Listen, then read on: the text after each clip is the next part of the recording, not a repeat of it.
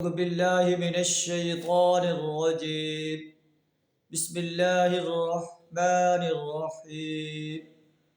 وعنده مفاتح الغيب لا يعلمها إلا هو ويعلم ما في البر والبحر وما تسقط من ورقة إلا يعلمها ولا حبة في ظلمات الأرض ولا رطب ولا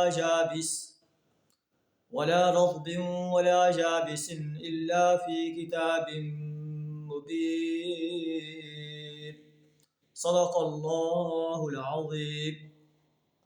سورہ انعام آیت نمبر 59 آپ کے سامنے تلاوت کی ہے، جس کا ترجمہ کچھ اس طرح ہے: وَعِندَهُ مَفَاتِحُ الْغَيْبِ لَا يَعْلَمُهَا إِلَّا هُوَ.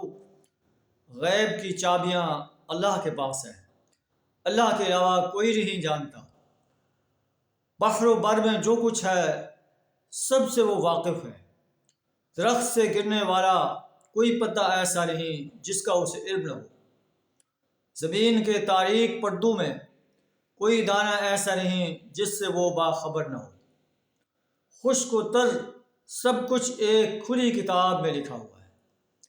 اللہ کے علم کا منظر بیان فرمایا جا رہا ہے کہ اللہ تعالیٰ ہر چیز کا عالم ہے. جو کچھ اس زمین پر ہو رہا ہے، زمین کے اندر ہو رہا ہے، سب کچھ اللہ کو معلوم ہے.